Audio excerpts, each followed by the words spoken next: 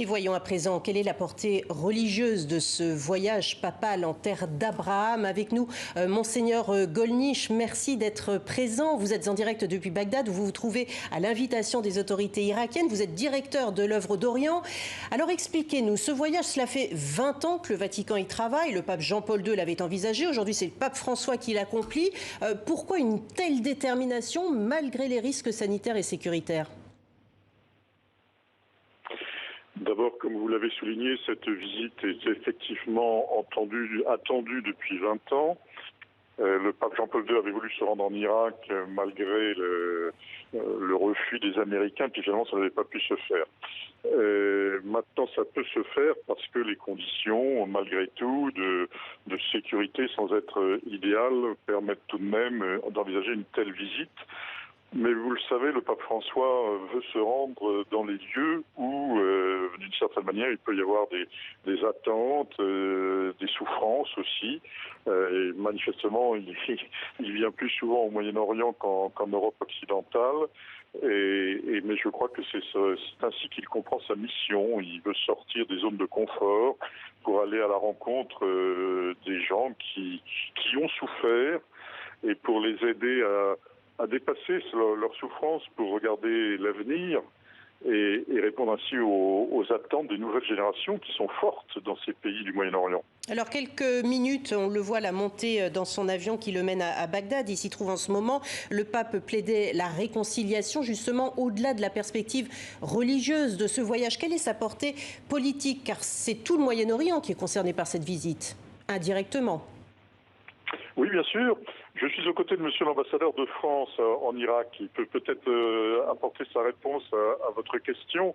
Moi, je crois qu'effectivement, c'est une visite qui dépasse la question de l'Irak, qui concerne l'ensemble du Moyen-Orient. C'est évidemment une question de politique, mais la politique du pape, c'est pas une politique au sens habituel du terme. C'est vraiment quelque chose qui veut être au service des populations. Le pape, dans sa politique, n'a pas d'intérêts nationaux à défendre. Vous le comprenez bien. Voulez-vous que je vous fasse, monsieur l'ambassadeur ? Eh bien, qu'il nous réponde à cette question, justement, la portée politique d'une telle visite en terre musulmane. Monsieur l'ambassadeur de France en Irak. Allô ? Oui, bonjour monsieur l'ambassadeur. Alors justement, nous profitons de votre présence aux côtés de Monseigneur Golnisch pour vous poser cette question justement sur l'importance politique que peut avoir une visite papale en Irak aujourd'hui. Eh bien, je dirais que la portée politique de la visite du pape, elle est immense, parce que c'est un immense événement pour l'Irak et qui tient à l'autorité morale du pape.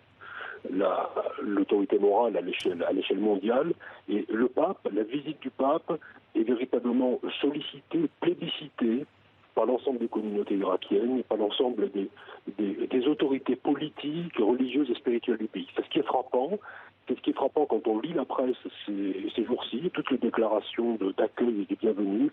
C'est frappant quand on voit l'espace public à Bagdad, qui a été préparé, mis au net et tout à fait apprêté pour la visite du pape. On sent qu'il y a une grande attente. Et cette grande attente, c'est l'attente d'une présence aux côtés des Irakiens pour les aider à sortir de cette longue crise qui, pendant des décennies, les a en quelque sorte fait souffrir et les a accablés. Et c'est un immense signe, et je crois que c'est une très bonne nouvelle pour tout le monde, pour les Irakiens, mais aussi pour les diplomates qui travaillent pour que ce pays retrouve pleinement sa souveraineté, sa prospérité, et voilà. Eh bien, merci beaucoup, monsieur l'ambassadeur, d'avoir été avec nous, l'ambassadeur de France en Irak. Merci beaucoup, Monseigneur Golnisch également.